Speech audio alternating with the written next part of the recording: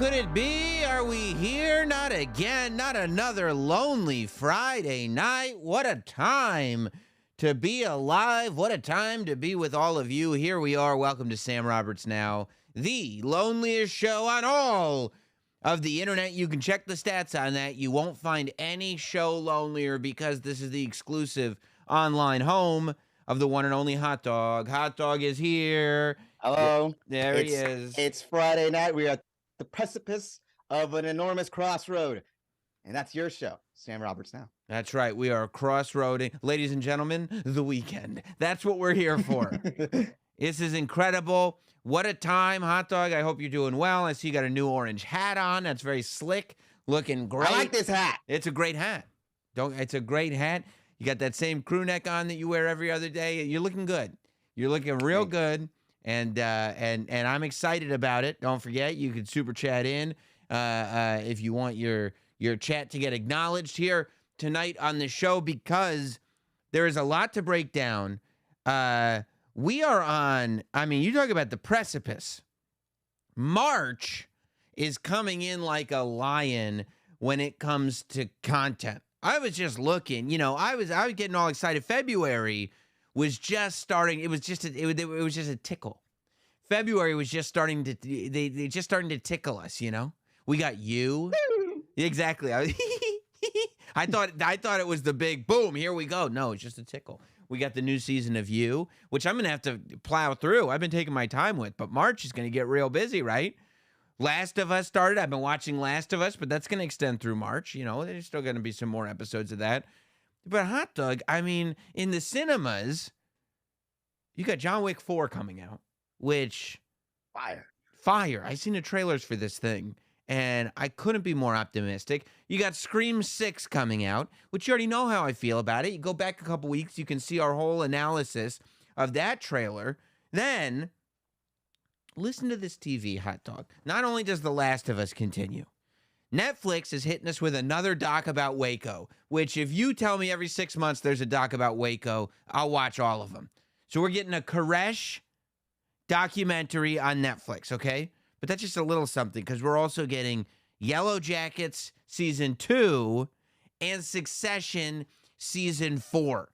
All hitting us. People think, here's what's happening. These streaming services are losing their asses, and they're trying to figure out what the hell to do, and they're going to figure out the only thing they can do is make dope shit. Just give us good product, and maybe, just maybe, somebody will stick around. And I think that's going to benefit all of us, at least in the short term. We'll see where it all lands. Dope shit is usually a good business strategy. I buy dope shit, I'm down for it. I'm down. If you're going to make some dope shit, I'll pay for it. I got no problem with it.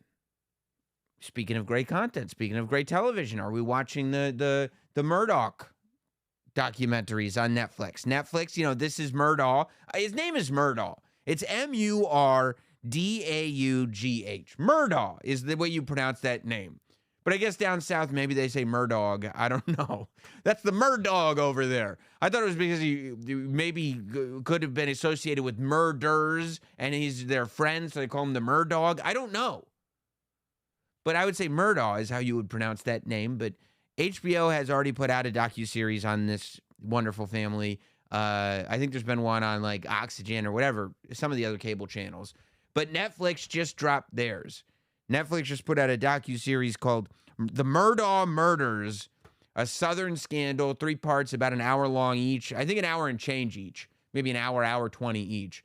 And it's pretty phenomenal. I know, I'm sure many of you have been following the story, as it were. This is the big murder trial with the family down south, the Murdaugh family, but it's gotten very complicated. Have you followed the trial or watched the doc series yet, Hot Dog? I know very little about the story, but the trial's still going on right now. Well, right? what's great, No, it's great. It's genius, because people are going, how are you doing this already? What's genius is there's already enough meat on the bone, right? So the murder trial, this man right here, and by the way, people say he looks like a murderer in the face. I just don't see it. He looks totally normal to me. Nothing terrifying about those eyes whatsoever. They definitely don't look dead inside at all. This does not look like a man capable of literally anything. I don't see it. Some people say that, and I don't know what they're talking Silly about. gooses. Yeah, it's nuts.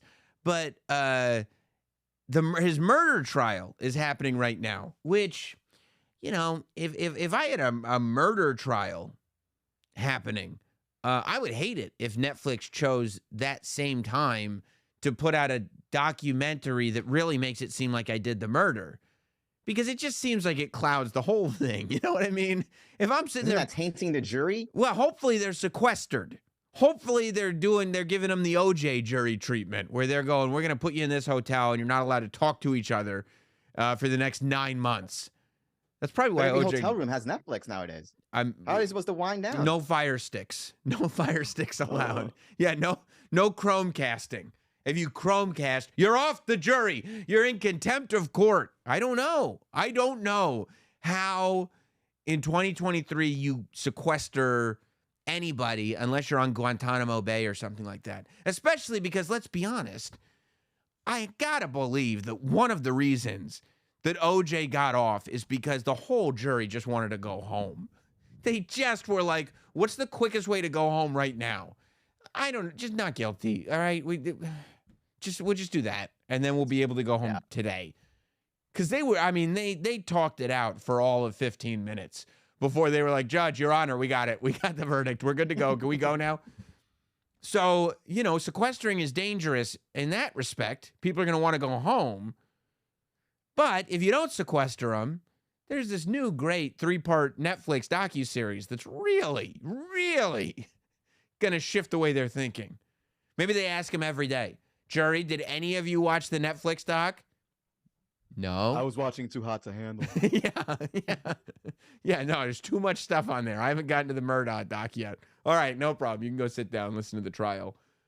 But it's genius on the part of Netflix because what they're doing is they've got a fresh docuseries to go with the sort of, the news story number one in the criminal justice space. This is the murder of the minute. This is the murder everybody's talking about right now. So they've got a doc to go with it, and you've got a guaranteed sequel. Let's be honest. Making a Murderer, the 10-part docuseries about the Dassey family, was it was revolutionary. It was so good. It changed documentaries. That's the one that made it so that every streaming service had to have docuseries. That you could make a docuseries that you would drop and the whole world would talk about. It changed everything. Making a Murderer Part 2, it's about the dumbest thing ever. It's the worst. It's the worst. Nothing is happening. It's just episode after episode after episode of absolutely nothing. A waste of everyone's time. Tiger King 2. The first Tiger King was great. The sequel, other than the first 8 minutes of episode 1. First 8 minutes of episode 1, gangbusters. If you haven't, it's just the way they kind of surmise everything. It's just a really great 8 minutes. If you haven't seen it, go watch the first 8 minutes of Tiger King 2. But great beyond talking heads. There are they found some great footage. Great use of footage in the first 8 minutes of Tiger King 2. I mean, great use of footage. In the first 8 minutes of the first episode of Tiger King 2. But I did 7 YouTube videos about the first Tiger King. I didn't even watch the second Tiger King, except the first 8 minutes. What you've got here, they hyped it up this is gonna be so good. It's gonna be. We got so much stuff that was left over from this. Not a peep was heard about that because show. they didn't have anything left over. There was not. No. They did it all. They gave it all to us, which I appreciate. I appreciate. Yeah. But the fact that there's so much here and it's dropping now means that regardless of how this murder trial goes, you're guaranteed a fire sequel. You're guaranteed an excellent part 2 because the story's not done yet. More murders. Well, that's the beauty of it, that you'd go, well, if that's the case and the story's not done yet, how can they even put this out to begin with? It's too early. No. Dude, this case is so insane that it's got me, it's got my wife, it's got us all locked in, and I already know the story. We've been talking about it on Jim and Sam. I know the story. But I'm locked into this, hearing all these specifics and the talking heads they got on this thing. Like a lot of close family friends, a lot of people that worked with them, a lot of people that really knew this family. So the Murdaugh family is this family that's living out there in South Carolina, right? And this family has basically been one of the top tier sort of law and order families of that town that they're in for literally 100 years. Like, it's one of those old school, this is the family that controls everything type of families. They had government positions, they had everything. Now they have like one of the most important legal practices across 3 counties down there in South Carolina. They live on a 17-acre estate. Like, in that town, they control everything and they can get away with anything. The problem is, you can't make it a national story, because just because you can control everything in a town, once it becomes national, there's only so much you can do. The story starts with this guy, this gentleman right here, Alex Murdaugh, this normal-looking fellow right behind me. Eyes. Totally normal. Totally just normal guy. Definitely doesn't look like a mini bow tie because his head is so big. Alex Murdaugh. His son, 17-year-old, Paul, I guess his name is. Paul likes to drink. He's only 17. He's underage, but he loves tipping a few back. Big drinker. Gets crazy when he's drunk. Nuts, this kid. And he ends up knocking back a few. And when I say a few, I mean a lot. And crashes a boat that he's driving. He insists on driving a boat. He's on the boat with a bunch of teenagers. Crashes the boat. All the teenagers get a little injured, and one of them first disappears and then is found dead. She died in the boat crash. You know, they found her body in the water. And the cover-up, it already seems like, begins right away, where they make it seem like they're not really investigating the disappearance of this girl at all. Like, they're going nice and slow. They're arguing about who's actually driving the boat. They're like, I think Paul's friend was driving the boat. Yeah, it was that guy, Paul's friend. And Paul's friend was like, it was not Paul's friend. No, it was not. No, it was not. I don't even know how to drive this shit. Right. And they start going, and then and this is taking everything by storm. And while all that's going on, Alex, this guy right here, totally normal, his wife and other son get murdered. So Paul is still alive, the boat driving son. But he's got another son and a wife. And they get murdered, unless Paul's the one that I don't know, one of his sons and his wife gets murdered. And it really looks like Alex Murdaugh did it. Like, really. Like, I mean, and maybe it's just the Netflix doc, I don't know. But it really makes it seem like he did it. And this is all kind of coming out in this first episode, right? And you're going, well, if all this is happening now, what's the 3 episodes about? And then, boom, they hit you with episode 2. Oh, there's a bunch of other people that died as well. I don't know if we told you that, but the other son that wasn't Paul, well, he had this friend who there was rumors that it was more than friends. They were in a relationship. Well, that kid ended up dead. Oh, the housekeeper. They had a housekeeper. She died. Yeah, she died. She actually slipped on their front stairs and hit her head and died. So she's dead too. At one point, Alex Murdaugh had, and there's varying reports to this, somebody tried to murder him, was unsuccessful. They got the guy who, quote unquote, tried to murder him, and the guy goes, no, Alex Murdaugh, then it was like Alex Murdaugh paid him to murder him.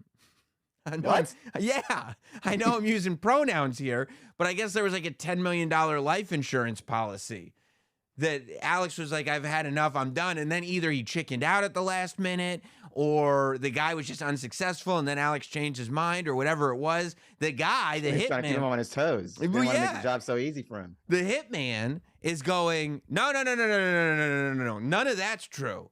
I'm his friend. I'm not a hitman. I'm his friend. he called me to meet him, and I tried to wrestle the gun away from him, and it went off. He shot himself by mistake. I left. I don't know what he's talking about. So everybody, you're just like none of, and the problem is, none of the stories make any sense. Not one of them. And they're like, well, why would there be all these secrets? And you go, oh, as it turns out, Alex Murdaugh was stealing millions and millions and millions of dollars from his company, apparently, according to the Netflix doc, allegedly. If I could pull up Pat McAfee, allegedly. And buying a ton of pills with it, you know, buying all these pills. He loved taking pills, loved drugs. And he did go to rehab for that. So I think that that's official. But he loved doing drugs, and so that was all part of it. But then there are these guys on the Netflix doc that are like, oh, no. I did the math. Based on the number of pills, based on the amount of money that was stolen from the company, and the number of pills that you would have to take to be addicted to opioids, he stole enough money for 119 years worth of using drugs. And you're like, well, he wasn't using drugs that much. He's not that old. He's much younger. He's in his 50s or something like that. Not 119. So you're going, well, what's the rest for? And they're like, I don't know what you're talking about. I don't know. It's so convoluted. It's so complicated. I mean, it's sounds like we need Detective Benoit Blanc. He would figure it out. He would figure it out.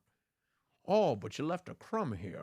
Oh, wow, I didn't remember that. Oh, you forgot here. Oh, wow, I didn't think. By the way, that sounds like an awesome fit for this. Knives Out 2 was not. Batista was great in it, but that's it.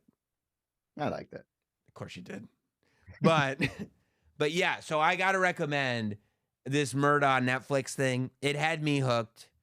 I watched the HBO one. It was a little too dense for me, the HBO one. And I may have butchered the story here. So I would definitely go back and watch it for yourself because, you know, there's a lot of detail. And like I said, nobody's story makes sense.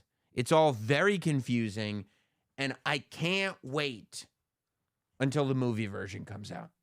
Because they can make infinity movies about this. They can make a franchise. The Murdaugh universe. Well, is the story, now it's on trial, or it was on trial, does it end up making sense, or is it still like a... No, because nobody's telling you why there's so many murders around this family. It's just so much. And you're like, are they... But they're not sitting there, like, if they would put a bow on it, and just someone in the family would go like, yeah. But nobody does that. Because they're still on trial. And if you if you look at the trial, Alex Murdaugh is being like, I didn't do any of that. No, I didn't do it. No, I did not do it. And then they analyze like the tapes. Like instead of saying,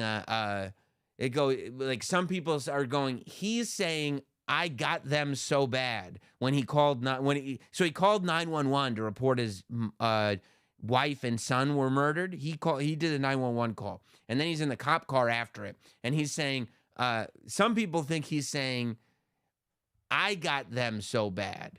And other people are saying, no, he's saying they got them so bad. Or it's like nobody knows anything. But it is like fascinating. The Netflix doc is great because the story is pieced together in a way that makes the most sense that it could. And they talk to people that are actually associated with it. They talk to the other kids that were on the boat. They talk to the parents of this poor girl, Mallory, that ended up dead in this boat crash. They talk to these people that this is not just some far out weird story from South Carolina. Like, this is their life. They're like, no, this is my day to day. This is what happened to people that I love. So in that respect, it's like it puts it in the context of real life. So I like that.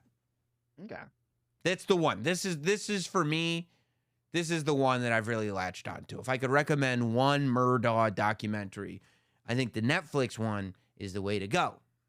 Now, as a tastemaker of film, of course, earlier this week, I think on maybe Wednesday, we dropped the review here on the channel for Winnie the Pooh, Blood and Honey. We talked about this with great anticipation. I did go see the Winnie the Pooh horror movie over late the night showing, I noticed. Yes, late night. Put the kids and the wife to bed. Go treat myself to a. Did you put the wife to bed? Oh, she would not come into the Winnie the Pooh horror movie. No. We didn't need to hire a babysitter for that one. No. We were all set as far as that went. No, she had no interest, and it wasn't one of those things either where she went, "You saw it without me?" No, it wasn't a concern there with the wife. But the review is up, so if you want to know what I thought about that after tonight's show, you can go 9-minute review. I'll let you know what I thought. I mean,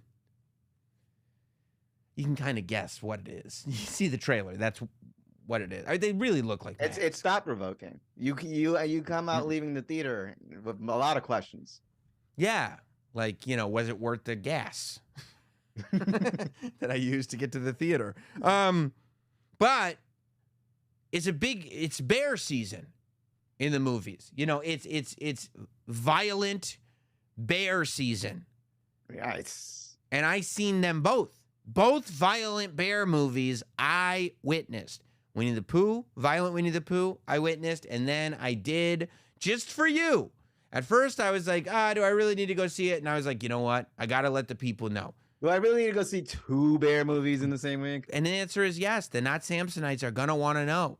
What did you think of the Cocaine Bear? I went and I saw the Cocaine Bear. I saw it in a movie theater. This one, I didn't go late at night. I went in late in the afternoon, though, in the evening.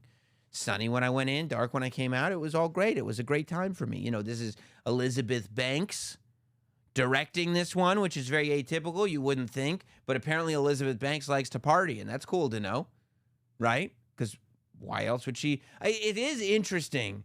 I feel like Cocaine Bear is really normalizing cocaine. And I don't know if that's because weed has become such a non-issue. Like, as it's getting legalized and you can just walk into stores and buy it and you can walk around the streets, like, there's nothing to it, right? Like, back in the day, whether it was Cheech and Chong, whether it was Half Baked, whether it was Dude, Where's My Car, like, stoner movies were a thing. Now, doing a stoner movie is almost like doing a movie about, like, whoa, we smoke cigarettes. It's like, yeah, big deal. Anybody's allowed to do that. It'd be like making a movie about guys who like beer.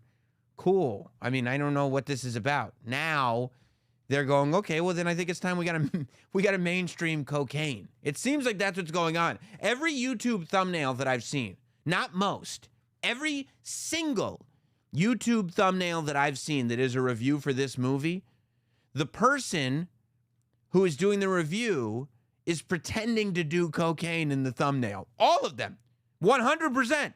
They have fake cocaine on their noses, and they're doing cocaine in the thumbnail to be like, this is a cute thing. Are you doing that?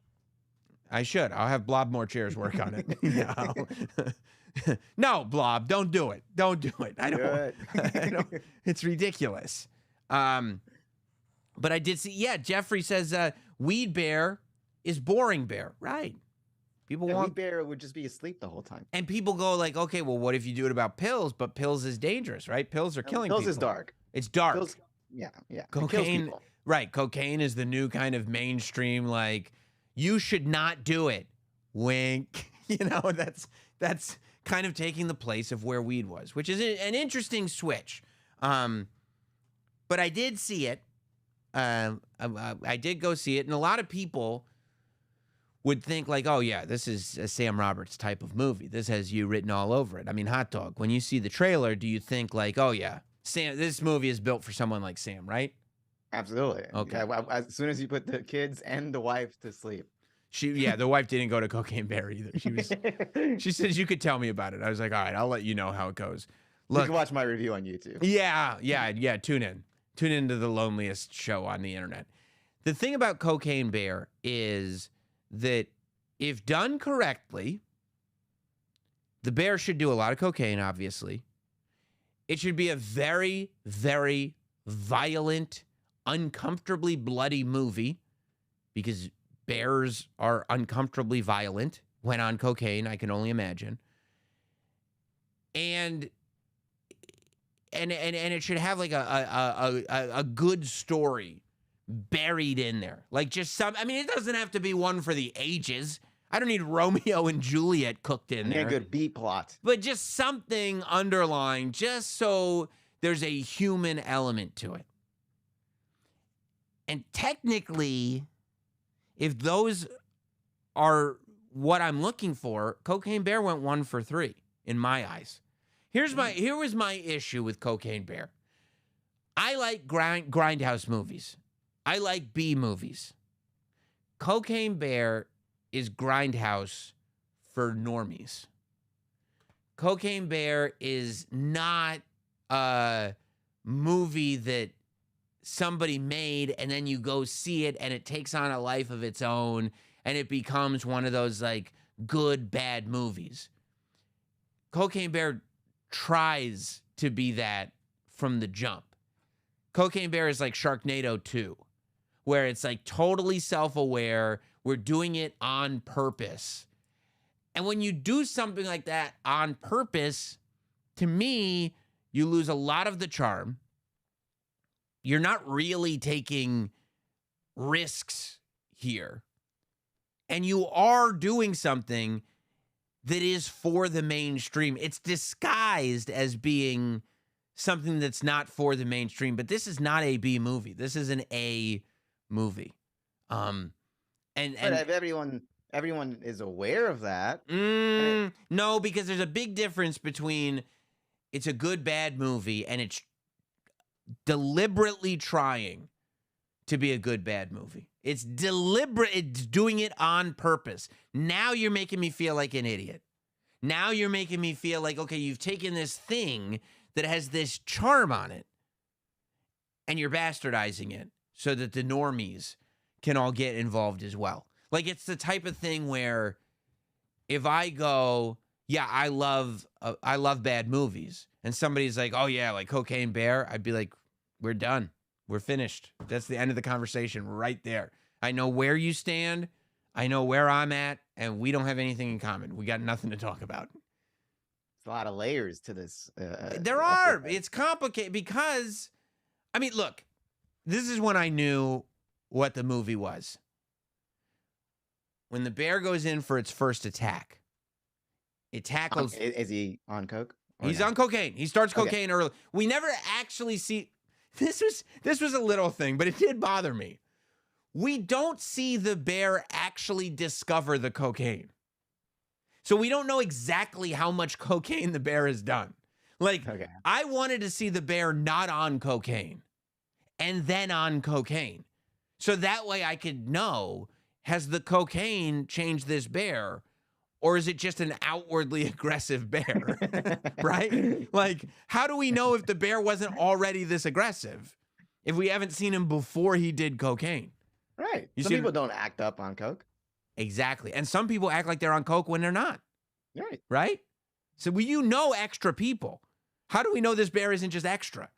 So, but that was a little thing. Extra Bear doesn't have a ring to it. Right. Although I would make a movie called Extra Bear. But that's like, okay, but that's nitpicky. That's not my thing.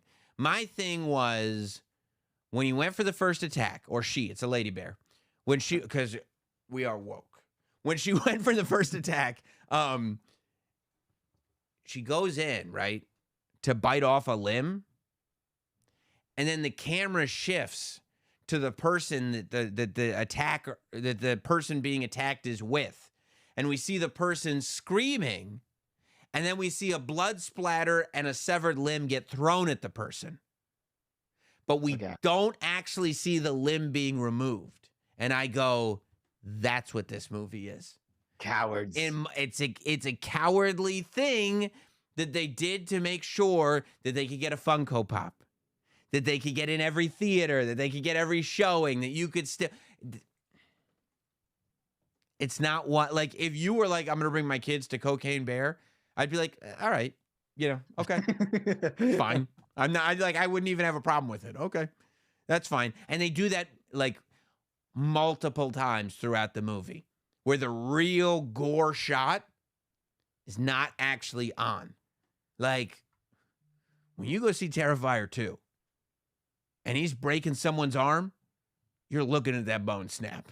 You're seeing it penetrate skin. You know what I mean? Like, there is no, oh, well, you can use your imagination on this. No. I'm not there to use my imagination. You show me. I want you to scar my brain. I don't want to have to use my brain. So it's soft gore. Soft gore. It was soft gore. And it was fine. I mean, it was what it was advertised to be. But so, yeah, I mean, the bear did cocaine. So that's where it gets 1 out of 3. All right, right there. Right there in the marketing. Right. So they didn't lie. I don't feel fibbed, too. The bear did cocaine. The cast is great. Ray Liotta's last movie. Which, out like a champ. Yeah, probably should have gone out on Blackbird in hindsight, but you know, who knows? We don't know. We don't have any control over this, right? But yeah, but there's no like that hidden good story underneath all the cocaine bareness and violence. I mean, the stories are all atrocious. They're all, which you can't, like, again, what are we nitpicking here? It's Cocaine Bear. We're not going for the, you know, graded on a scale. 100%. 100%. And I loved seeing Wendell Pierce. Anything Wendell Pierce is in, shit. I'm gonna support Wendell Pierce, okay? I mean, Did he say that when he found out the bear was on cocaine? Again, I thought that was a missed opportunity. Oh, come on. Like, if you're gonna go all out. Spike does it. You know what Spike Lee does? Whenever Spike Lee puts Wendell Pierce in a Spike Lee joint, we get a shit. We didn't get it. When he didn't say that, I wasn't even going to bring it up, Hot Dog.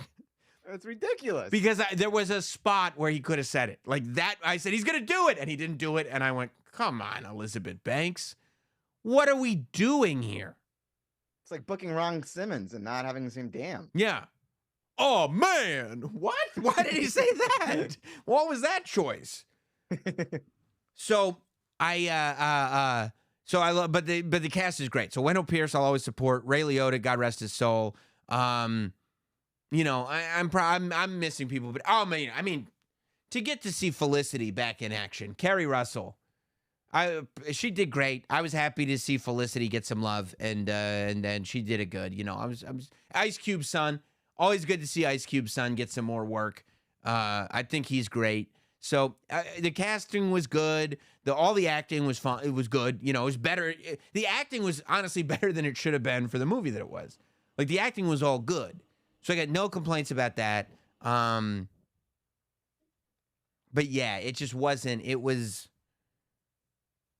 like there were a lot of great, beautiful landscape shots. Really beautiful landscape shots. And I looked at those big landscape shots and I said, this is what we're trading. This is why we don't have the violence. Because there ain't no way that money for that landscape shot is coming in if I can see that limb being ripped off that body. So that's the trade-off. If you're more used to a movie that has amazing landscape shots, but you want a little bit of, you want to dip your toes in bad taste, Cocaine Bear is for you. But on the other side, if you like movies where you can see limbs being removed, you're going to feel like you're actually dipping into good taste if you go see Cocaine Bear. And I don't know if that's your thing. If it is your thing, congratulations. You picked the right flick. Now, did they set up somehow for a Cocaine Bear sequel? Cocaine Bear 2? Maybe like a... Cocaine Bear. Yeah. I mean... Did you stick around for the mid-credit scene? And you brought this up. Yeah, there are mid-credit scene. And there's multiple mid-credit scene, but they're all making the same joke. People are afraid of other animals doing cocaine now. Like, it's the same joke. So, yeah, no, there's definitely room for a sequel. I wouldn't be surprised if there is. I think this movie's going to make a lot of money, and I think there probably will be a sequel. I don't want to spoil the cinematic universe. Yeah, I think there could be a cocaine animal cinematic universe for sure.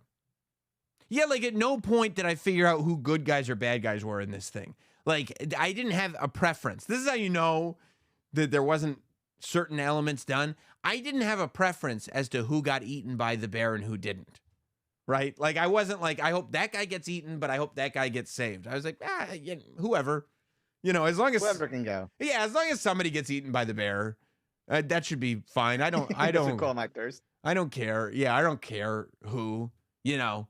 And when people did get eaten, there was no like, oh yeah, they got God. It was like, okay, yeah, that's fine. I don't feel any specific connection. So, yeah, I'm cool with that. Where do you rank between the two bear movies that you watched this week? Which one's your favorite? I don't know if I like movies about bears, Hot Dog. I mean, you obviously do. I don't think I've ever seen two bear movies in 1 week. I think I have more respect for Blood and Honey, to tell you the truth. Okay. I think I have more respect for Winnie the Pooh, Blood and Honey, because it is such an excellent troll on the guy who created Winnie the Pooh. Like, I have to respect that. And Blood and Honey was made for about $17. Like, it shouldn't have been a movie. Whereas this one clearly had, plenty of backing and 8K cameras. Yeah. Yeah. Lots of 8K. I'll tell you what was great. The ambulance chase scene was awesome. The scene in the trailer where the bear is chasing the ambulance, I loved that scene. That was one of the scenes that I really found myself getting into and being like, oh, this is a good time. I love this. I wish there was more stuff like this. Yeah, I mean, there were like some scenes in the movie were actually slow. And I was like, the bear's on cocaine. What do we got to slow down for? Like, let's go. Let's go. It's a roller coaster. Yeah. Which is hilarious because it was like, based on a true story. But as we discussed here on the show, the true story of Cocaine Bear is that they really did have a plane with cocaine in it. They really did have a guy that threw off the cocaine and it landed in a forest. The guy that was with it really did jump out of the plane. His parachute really failed, and he really did die. And there was a bear that really ate a bunch of cocaine. But once the bear ate the cocaine, it had a brain hemorrhage, heart attack, stroke, and a couple of other things. And it died instantly. So there wasn't as much meat on the bone to tell that story as there was for Cocaine Bear. You didn't mention, is it more of a comedy? It's definitely the jokes. Yeah, it's a comedy. I mean, it was jokes. It wasn't that it was bad jokes.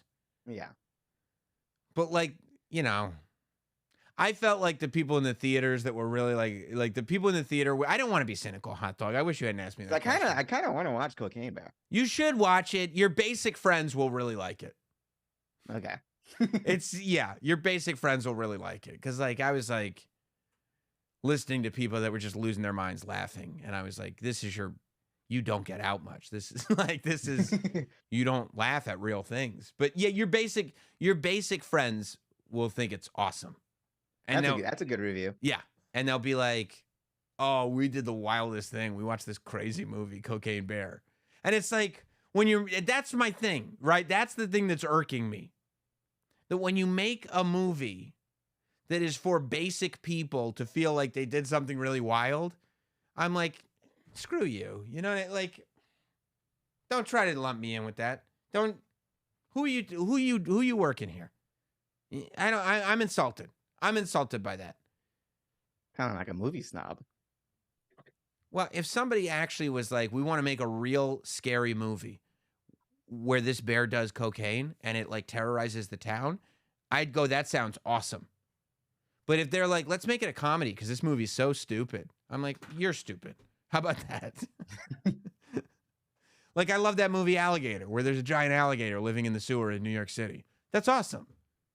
Yeah, we watched the trailer for that. Looked atrocious. It's awesome. But you know what's great about it?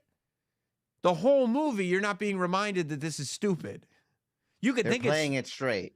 Exactly. But it is stupid. It can be stupid. I don't have a problem with stupid. I have a problem with being like, hey, look how stupid this movie you're watching is. You're so stupid. And I'm like, did you just call me stupid? Don't do that. That's up to me. That's my determination to make. Don't call me stupid. That's why.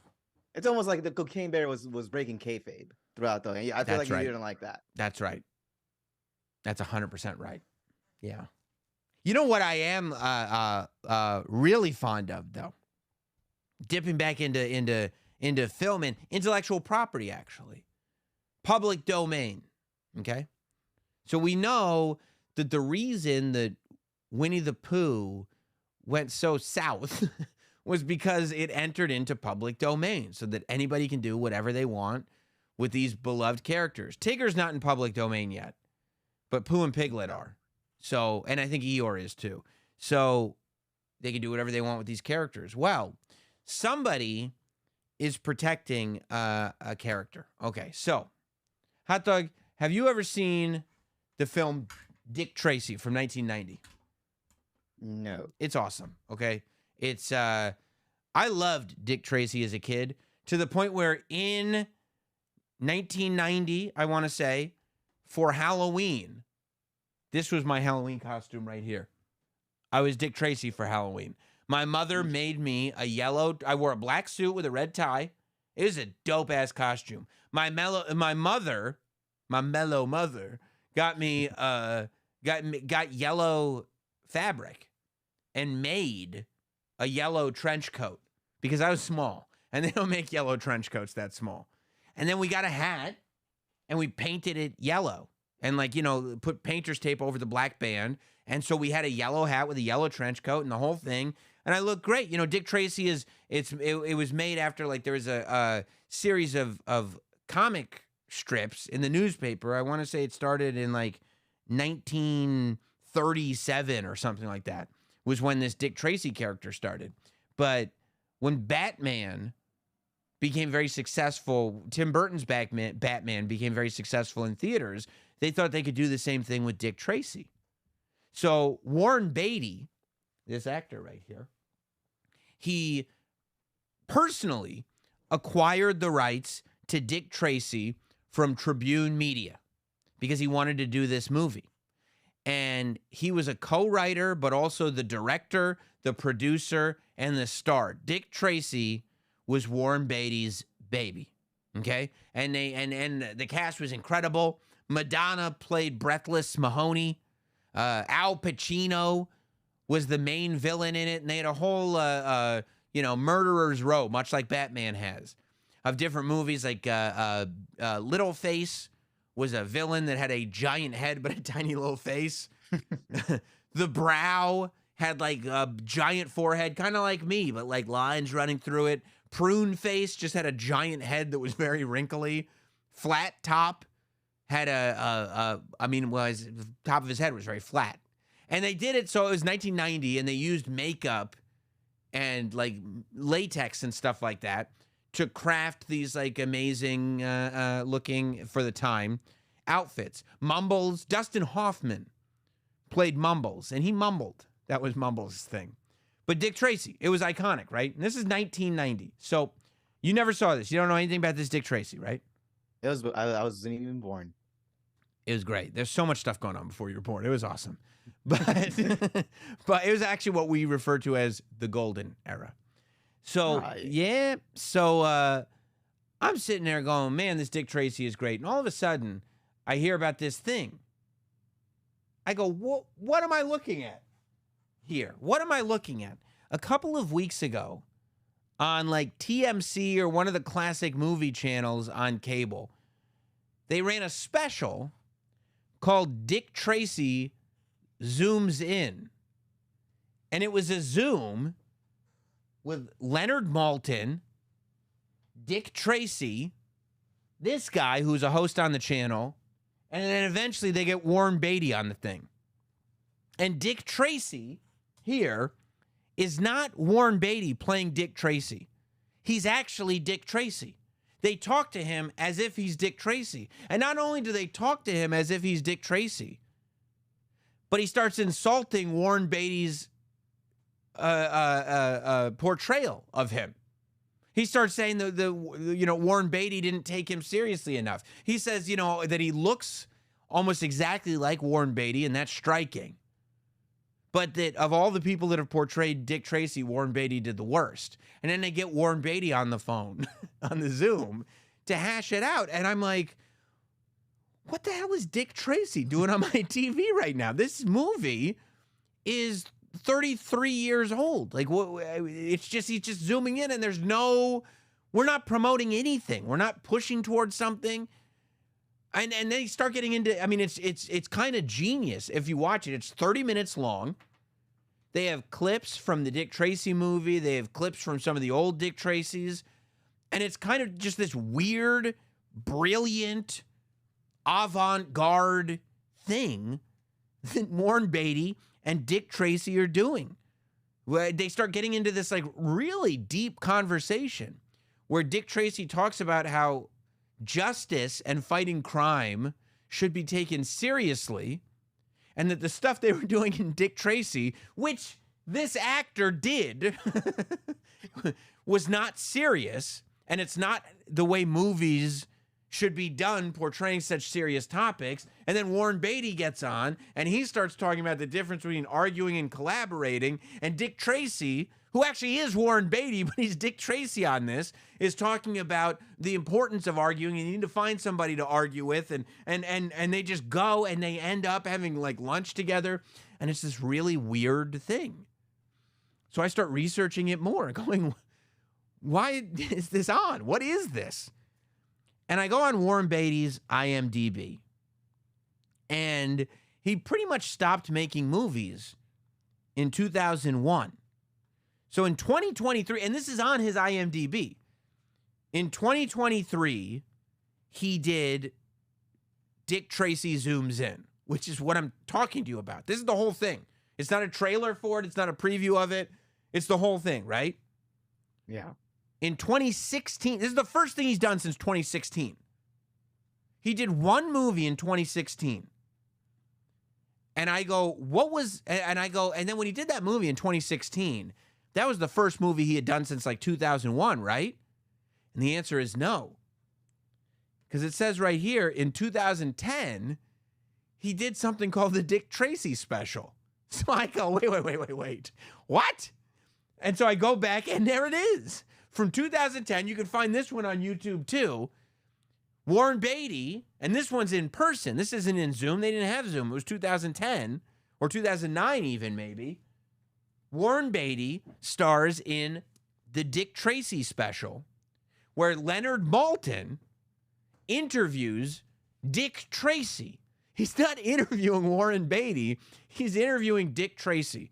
Dick Tracy talks about the fact that he's like 107 years old at this point, you know, that he doesn't take his hat off. He's totally in character. And once again, on this 2010 piece, the Dick Tracy special, he's insulting Warren Beatty. And he's insulting Warren Beatty's portrayal of Dick Tracy. And so I'm going, what the hell is going on? At this point, Warren Beatty is 85 years old.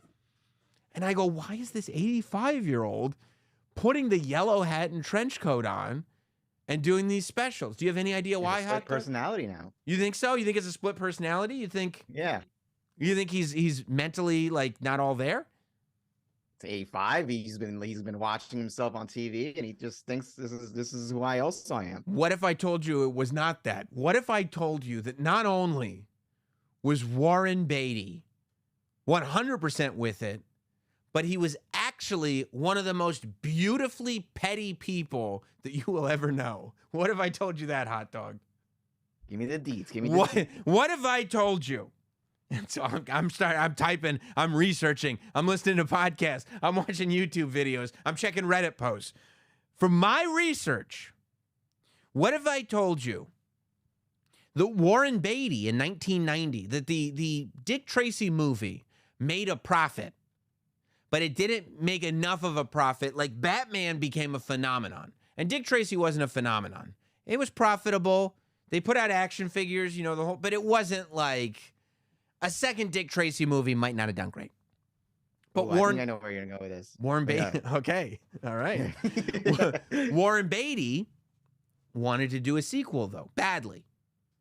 He was like, no, we're doing a sequel. Studios wouldn't do it. No, nobody would give him any money to do a second Dick Tracy movie, okay? There was even talks about doing a Dick Tracy television show. Tribune Media shows up. Tribune Media is the company that Warren Beatty got the rights from.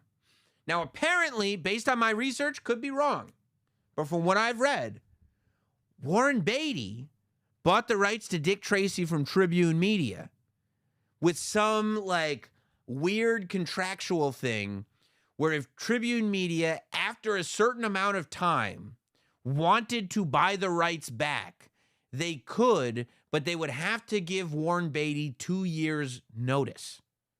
So if Tribune Media says we intend to take the rights back, they can't do that unless they give 2 years notice, okay? So in 2002, Tribune Media is like, okay, we want the rights back. We're going to do a TV show or something. We don't want you involved. And Warren Beatty's like, fuck that. You don't want me involved. I don't want you involved. And Tribune Media is like, tough titties. We're going to take our rights back. And Warren Beatty takes him to court and says they did not give us the 2 years that we needed, right? Mm-hmm. And they start fighting it out in court, fighting it out in court, fighting it out in court. And a judge, after years, a judge says, well, Warren Beatty, you're not doing anything with the property. And Warren Beatty's like, oh, no? And he gets his Hollywood lawyers and he goes, what exactly constitutes a sequel to this movie? What is the minimum amount that I have to do with this character to constitute a sequel to Dick Tracy that would allow me to retain the rights? And the rumor is that a 30-minute show that aired at 2:30 in the morning, more or less, allegedly, apparently, on TMC. By the way, these shows were not advertised, were not promoted, were not tweeted about. They didn't tell anybody the shows were going to be on the air because Warren Beatty didn't do it. Because Warren Beatty didn't do them for anyone to see. They didn't put them on in prime time. They put them on in the middle of the night without any intentions for them. And they didn't come to Warren Beatty to do these shows. Warren Beatty came to them to do these shows because that is enough to say that's part of the Dick Tracy cinematic universe. That's why I believe that's why he is 100% Dick Tracy in it, and he's shitting on Warren Beatty because he's definitely not Warren Beatty. He's definitely Dick Tracy. Why would Warren Beatty shit on himself? That's Dick Tracy. It's part of the cinematic universe. And now, so that explains the 2010, and all anybody can theorize is that something has come up again, and Warren Beatty's like, no. And he's 85. He's not going to do another Dick Tracy movie. And he's like, I'm not going to do another one. But neither are you. Because I am doing a Dick Tracy Zooms In show. Now, you want petty?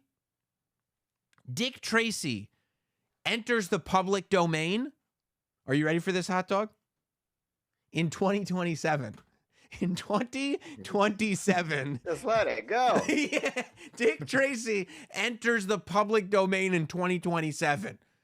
Warren Beatty is not letting it out of his hands until 2027 comes around and that British guy can do a Dick Tracy horror movie. It's not happening. Dick Tracy has those rights 1985 until public domain. And how am I going to keep death? Until he dies. He could be dead. He could be dead. Who knows? How am I going to make sure that I maintain those rights? Well, I'll tell you exactly how I'm going to make sure I maintain those rights. I'm doing specials. As soon as you mentioned the lawsuit, I was like, this is like some Spider-Man Sony issue. This is some pettiness going on here. It's one of my favorite stories. Somebody in the chat just asked, is there a demand for a Dick Tracy remake? I don't think there is. I mean, hot dog. There's not a lot of demand for a lot of comic book stuff until you make something that's bomb as hell. Yeah, that's true. Nobody was like, well, I mean, I was about to say nobody wanted an Ant-Man franchise, but I think most people are still in that boat. Yeah, nobody wanted Guardians of the Galaxy. No, nobody even heard of it. Maybe James Gunn. James Gunn's not getting his hands on Dick Tracy. Nope, because Warren Beatty's not going to let him have it. So Dick Tracy was from comic strips. Which comics is Dick Tracy? What is he? But does he belong to is he like a DC or a Marvel thing, or I don't think so. No, it was like a newspaper comic strip at first, And then the character, like, there was a 1950s movie. Like, the character, I think there might have even been a movie before that. But the character was used in film. It was like a really popular, like, kind of spy noir type character. They'll find a use for him. By 2027? This is the use. This is the use right here. He's like, hey, Warren Beatty, why are you doing these Dick Tracy things? Because up yours. That's why. Because I'm keeping it's a shadow drop. It's just 2:30 a.m. Boom, like Boom. Drake. Exactly. He drops Dick Tracy episodes like Drake. And we know too, right? Because in 2010, people didn't really say anything. Like, people thought it was weird, but 2010, the internet was still, it wasn't as instantly viral as it is now. And plus, it was just one thing that came on in the middle of the night on cable, right? YouTube wasn't as big as it is, the whole deal. But now, I think people are seeing that weird Dick Tracy zooms in, and then they're doing what I did, which is going backwards, finding the Dick Tracy special and realizing we got something here. There is a 20-year story that exists beyond the 1990 movie of Dick Tracy. He just has that jacket and the hat in his closet and has to dust it off every 10 years or so. Oh, I wonder if it's the same hat. It's one of my one of my favorite things that's ever happened in Hollywood. It's so great. You would think, at the very least, the judge would say, you can't just zoom in. You gotta do a little bit. You gotta put a little bit more effort to this. Well, there is the end of Dick Tracy zooms in it's Dick Tracy and Warren Beatty at lunch together. And they're in person. At that point, at this point, just do a live show for 15 minutes. Then that should count as well. I don't know. Maybe it has to be 30. And there's clips. Yeah. There's so many clips in all of them. There's tons of clips. Oh, I love it. I see Jack Missile says the Lips Manless figure made a great referee to go with your Hasbros. It did. Lips Manless. He had big lips, Lips Manless. I forget which actor played Lips Manless. I loved Dick Tracy as a kid, dude. And I am so glad that Warren Beatty has taken this to the grave with him. He's not going to let anyone ruin it. He figured out how to do Dick Tracy perfect. And nobody, and I mean nobody, is going to get the chance to screw it up while Warren Beatty is walking God's green earth. It's an awful outfit. No, it's not. It's great. What is that? Lime green? No, it's yellow, dude. Yellow. What are you, colorblind? It's yellow. Well, I'm watching it through your screen, through the screen on that screen. Look at him. He's like, he's old. He's like awful. He's 85 years old. They'd have to make a lot of changes to this if they're gonna, Can you imagine being Warren Beatty though?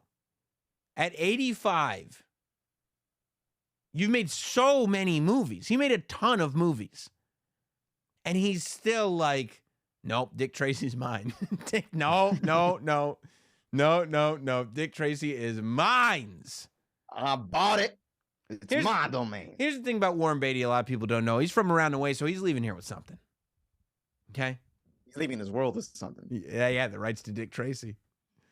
All right, guys. Let's get to these super chats. If you want to contribute to the show tonight, all you have to do is super chat in. Every super chat will get acknowledged here on Sam Roberts Now. Don't forget, we head out to Los Angeles on Wednesday, March 29th.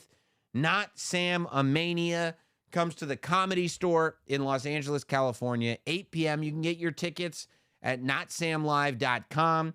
Today on Instagram and Twitter, I dropped the image of the exclusive event t-shirt. Only place to get it is at the event. You have to, when you go to get tickets at notsamlive.com, there's a thing on the page that says add-ons. Add on the Not Sam Wrestling t-shirt. That's the shirt that you'll get. Add that on when you buy tickets online to make sure that you get that shirt. Limited edition. Big darling. It's a fire shirt and lots of conversations this week about guests. I know you called me. Oh, yeah. Yeah, I'll confirm. I'll be there for you. That's not what. Nope. You are going but I will tell you this. You remember a couple weeks ago I talked about a certain sign? Yes. Mm-hmm. It's in the works. Okay. It's in the works. All right. Yep. It's in the works. Yep. So check that out. Don't forget to check out the videos on the channel. The Winnie the Pooh Blood and Honey review is up. Subscribe to the whole deal. Six Crow, I appreciate the contribution. Not Sam Lehman says, you really effed me on that Becky Lynch, Sam. No, I didn't. I went on Whatnot earlier this week. Whatnot, it's like Instagram Live meets eBay. It's basically it's like you can do your own home shopping network type shows where you're just auctioning stuff. So I just went on Whatnot and I was auctioning figures and I found a loose Becky Lynch that I was like, I had no use for. Sold it to somebody for $5. I go, does anybody want this this Becky Lynch figure? And Not Sam Lehman was in the chat going, I'll take that Becky Lynch. I go, okay, I'll put it up for $5 or whatever. And I put it up and Not Sam Lehman, after the auction was already live, said, oh, I didn't put my payment info in. So somebody just came in and sniped him and got it for themselves. That's on you, bro. That's on you, bro. That's on you. That's not even sniped. No. You weren't even ready. No. They got a $5 Becky Lynch figure. Good for them. Signed it and everything. They asked me to sign it. I signed it. $5 autograph. That's pretty great. Virgil charges extra for that. So does Hot Dog. Six Crow, so glad you got Don Lemon to co-host tonight. Oof. If that's the case, Don Lemon has really let himself go.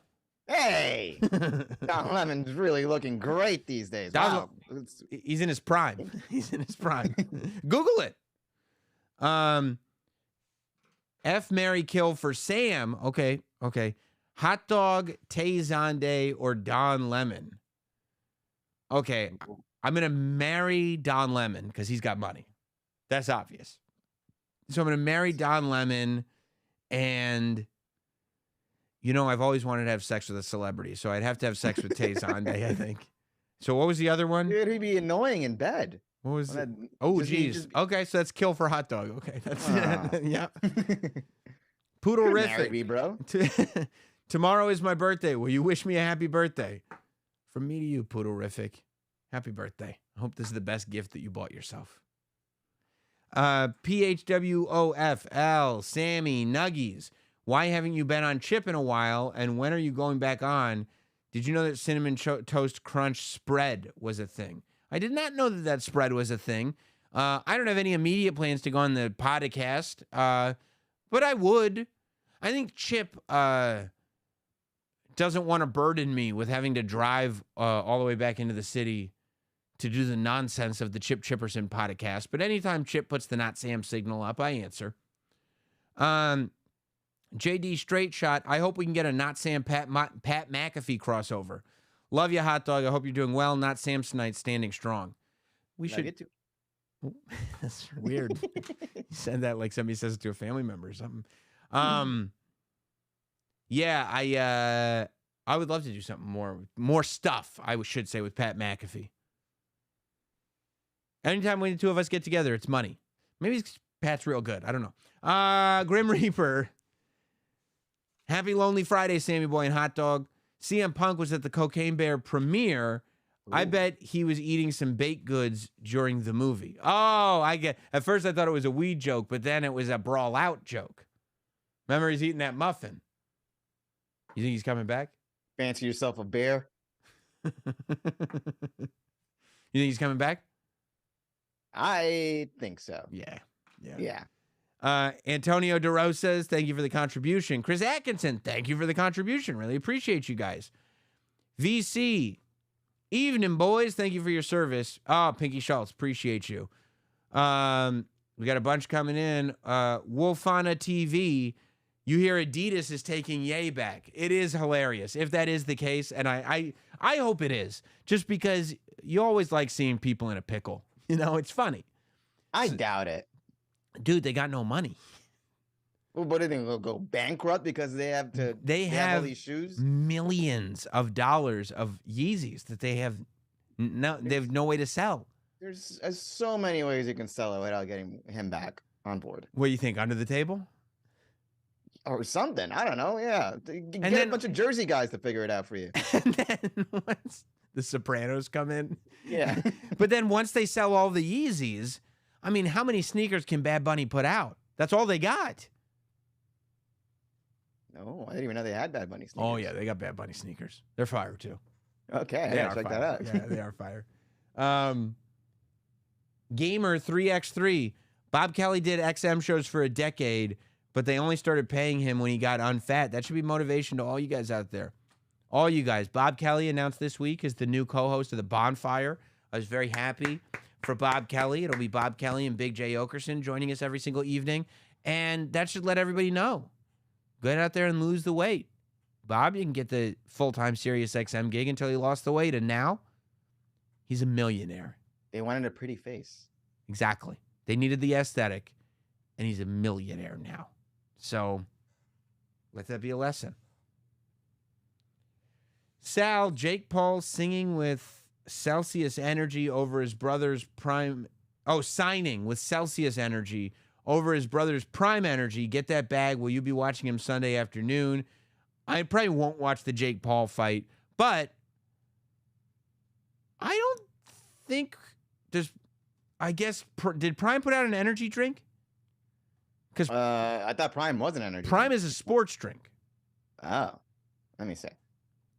So I know that they put out a secondary drink recently, but Prime is like Gatorade. So there's two different markets. Like Prime is the official sports drink of UFC, but there's a different company that is their energy drink. It's like Monster is an energy drink. But Prime, on its own, is a sports drink. So it might be different there with Jake Paul. But I do know that they put out a secondary Prime. So if... Yeah, I mean, all these articles are calling Prime an energy drink. So I guess they're wrong on that. But yeah, I don't know. Kyle Stevens, got a date tonight. Cocaine Bear or Puss in Boots? I think bring the date to Cocaine Bear because... You don't want to sit through, because let me tell you something. As a man, if you take a girl to Puss in Boots, she knows she can walk all over you. That's a big hot dog move. That's big hot dog energy to take a girl to Puss in Boots. But you take... That's Antonio Banderas, right? Yep. Sexy voice. You see what I'm saying? But if you take a girl to Cocaine Bear, you're going to get the points for it being edgy, but you won't have to pay for it at all because it's for the normies. Like, Cocaine Bear is not like... you actually like this movie? Like, it's so designed for basic people to think like, oh, this is a quirky thing that I like, that I think that you'll be totally safe bringing her to Cocaine Bear. And I know if you do watch Cocaine Bear, make sure you read all the articles afterwards. Cocaine Bear ending explained. Yeah, that's true, because otherwise you'll be lost. You'll be totally confused by it. All right, guys. I appreciate everything you've done tonight. I appreciate you being on this journey with us, and I hope that you continue on this journey with us next week right here on the channel. Don't forget to subscribe. Click on all the videos we post, and we'll see you soon. You got 5 stylists. You might as well use them. I'm going to cheers with you later. Have a good one.